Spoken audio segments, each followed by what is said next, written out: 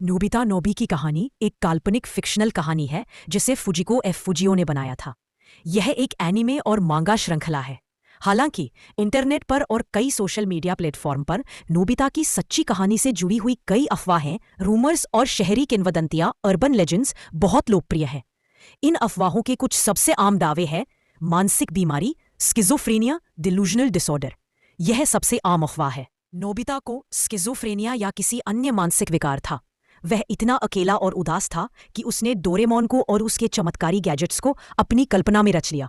Doraemon और सारे adventure, साहसिक कार्य सिर्फ उसके दिमाग की उपज थे। कोमा की कहानी। एक और कहानी यह है कि नोबिता बचपन से ही कोमा में था और डोरेमोन के साथ के सभी एडवेंचर उसके कोमा में देखे गए सपने थे। आत्महत्या, सुसाइड।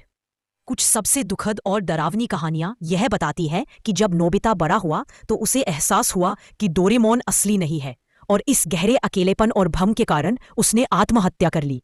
लेकिन सच्चाई क्या है? सच्चाई यह है कि डोरेमोन और नोबिता की कहानी पूरी तरह से काल्पनिक है। मूल रचनाकारों, ओरिजिनल क्रिएटर्स या आधिकारिक एनीमे मांगा में इनमें से किसी भी सच्ची कहानी का कभी भी समर्थन नहीं किया गया है। ये दुखद और डरावनी कहानियां इंटरनेट पर फैलने वाली फैन थ्योरी और झूठी खबरें हैं, जिनका उद्देश्य दर्शकों को चौंकाना और कहानी को एक नया गहरा मोड़ देना था। डोरेमोन का असली उद्देश्य एक मनोरंजक कहानी में से एक मूलोकमनिक है। हंसमुख और बच्चों को नैतिक मूल्य सिखाने वाला शो होना था, न कि किसी मानसिक बीमारी पर आधारित गंभीर कहानी। इसलिए नोबिता की कोई सच्ची कहानी नहीं है।